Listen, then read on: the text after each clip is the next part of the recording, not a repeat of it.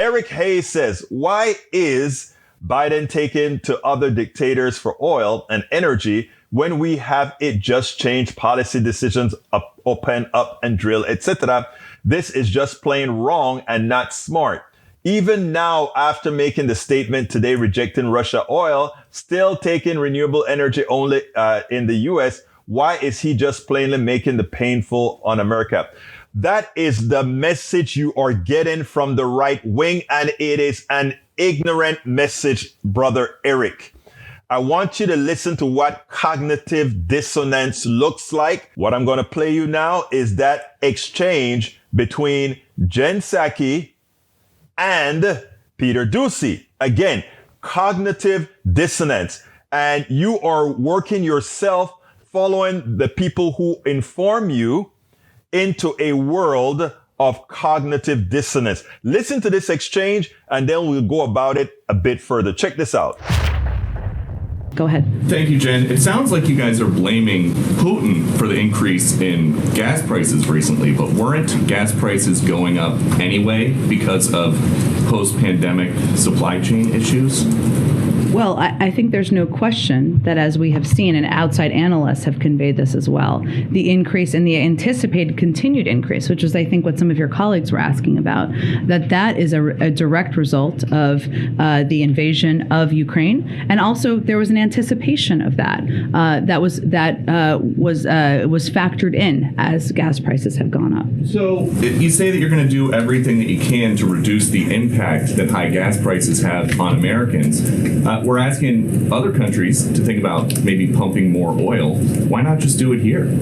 Well, to be very clear, federal policies are not limiting the supplies of oil and gas. Let me finish. Let me finish. An executive order this first week that halted new oil and gas. Let me give you the facts here, and I know that can be inconvenient, but I think they're important in this moment. To the contrary, we have been clear that in the short term, supply must keep up with the demand. We are, and here and around the world, will we make the shift to a secure, clean energy future. We are one of the largest producers with a strong domestic oil and gas industry. We have actually produced more oil. It is at record numbers, and we will continue to produce more oil. There are 9,000 approved drilling permits that are not being used. So the suggestion that we are not allowing companies to drill is inaccurate. The suggestion that is what is hindering or preventing gas prices to come down is inaccurate. Would President Biden rescind his executive order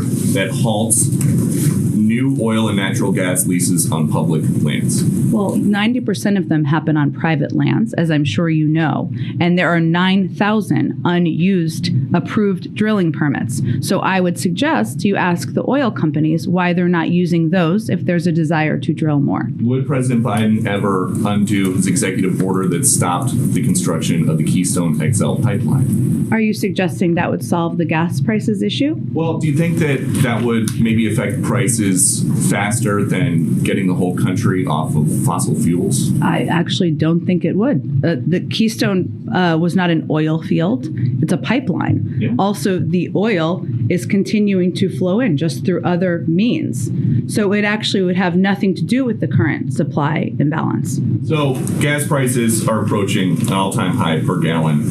How high would they have to get before President Biden would say, I'm going to set aside my ambitious climate goals and just increase domestic oil production, get the producers to drill more here, and we can address the fossil fuel future later? Well, again, Peter, the U.S. produced more oil this past year than in President Trump's first year. Next year, according to the Department of Energy, we will produce more oil than ever before. Okay, folks, cognitive dissonance is a dangerous thing. Implied or what I call willful ignorance is also a thing. These are the things that we need to explain, and these are the things we need to explain in detail. I'm going to take the quick ones first, okay? Numero uno, there are 9,000 leases already on private lands and on public lands that the oil companies have. They can choose to drill there or not. But they just want you to open up and give them even more rights to drill everywhere else. Why is that wrong? What they're trying to do is make sure that they have an expanded field to drill from so that if sometime in the future we change policy, they already have the rights to drill wherever they want. No, if you run out of areas to drill of those 9,000 access that you have, then we can start talking about drilling. Secondly, most drilling occurs on private land, not public land. So it's a fallacy to believe that somehow Brother Biden has so much control over the oil market, where oil is drilled for, when it is on private lands where most of the drilling occur. Now, when they want to talk about open up the pipeline, she smartly says the pipeline is just that, a pipeline. The oil has other methods of getting to market other than using this XL pipeline. What are the reasons why we should not build a pipeline? Numero uno, first of all, from past experience, we can see that pipelines, these guys get a lot of leaking occurring and they don't clean it up. They throw it right back onto the taxpayer to clean up. So these pipeline, building yet another pipeline that crosses land whose people didn't want the pipeline in the first place, that's numero uno. Fairness, number one. Number two, again, we talk about the leaks, but here's number three. The investment in that pipeline, the amount of money in that pipeline, people are going to want you to go ahead and amortize or rather depreciate it over decades. And they're going to say, well, we have to keep using it to flow oil to recover our costs. And if you stop us from using it, we'll sue you. Put the law in. You can't have the pipeline in the first place. And that way, whenever we make that change to all our energy methodologies, meaning green energy, water, air, hydro, everything else, we don't have a company saying, oh, we got to mitigate that pipeline. So that is one issue. The second issue is, oh, you're going around the world asking them to produce more. Yeah, we're taking Russia off the market and we're saying other people produce as well. Let me tell you one of the other things, right? We're producing more oil than anybody else and we can produce more as well. But why centralize on all our oil at this time when there is immediate access to oil in Iran, immediate access to oil in Venezuela, and you don't only solve a Venezuela problem by getting them to pump oil, you solve a poverty, humanity-based problem. I know many of the people on the right who always want to drill for oil cares nothing about humanity in the aggregate because they don't care if people live or die. We do. But again, bottom line is, pipeline, no. There are other methods of getting the oil out. Somehow forget about, the last question I think is the most asinine of them all. What price does America have to pay for gas before you drop your environmental crap and just allow drilling to go unfettered and use gas, oil, petroleum unfettered? What amount of money does it have to cost the American people before you do that? And there's one intelligent answer. That is almost like saying, when are you going to stop making guns illegal for killers and give the killers the gun to kill us because we can make a buck from selling the gun to the killer? I mean, it's not only cognizant dissonance, it is also it's willful ignorance, it's cognitive dissonance, and it's mere stupidity. You are saying, forget about the environment, something that's going to kill us all in the long run, because we are finally getting the right price. You want me to tell you something? I want gasoline to be $10 a gallon. Guess what happens then? The electric car market zooms up.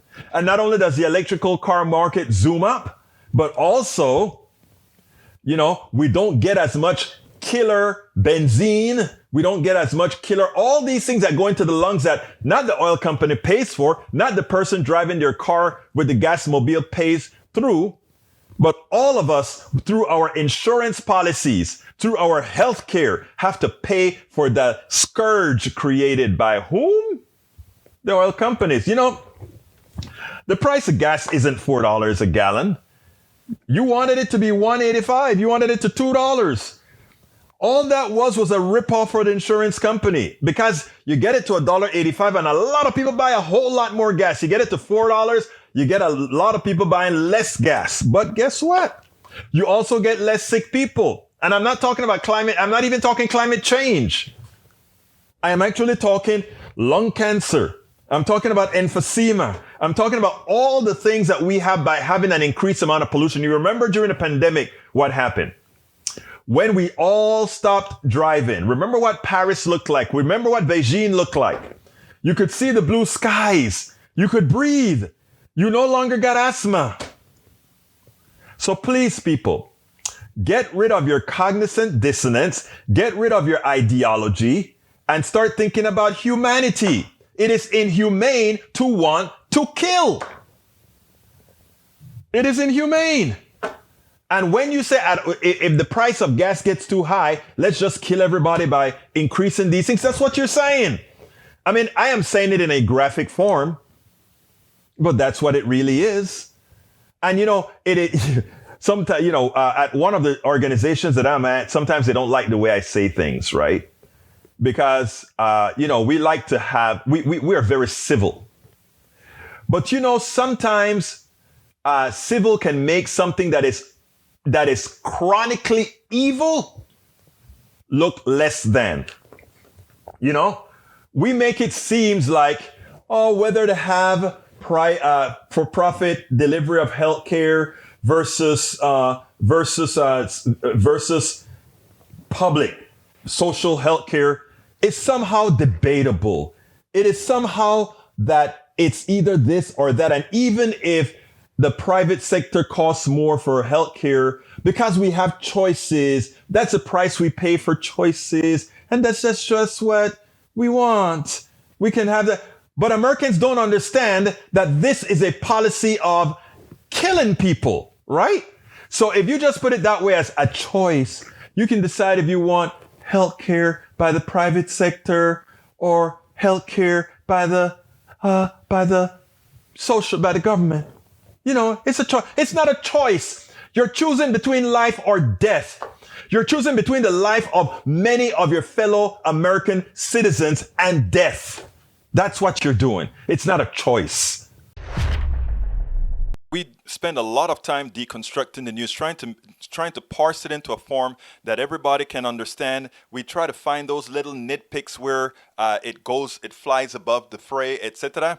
If you really like these videos that we do, I want to ask a big favor. Please go ahead. Number 1, subscribe to our channel. And number 2, please join if you can. Thank you so kindly for watching. Keep watching. Please remember to share. We must populate the entire internet with our progressive message, a message that we know is what most Americans say that they want. So help us, please join.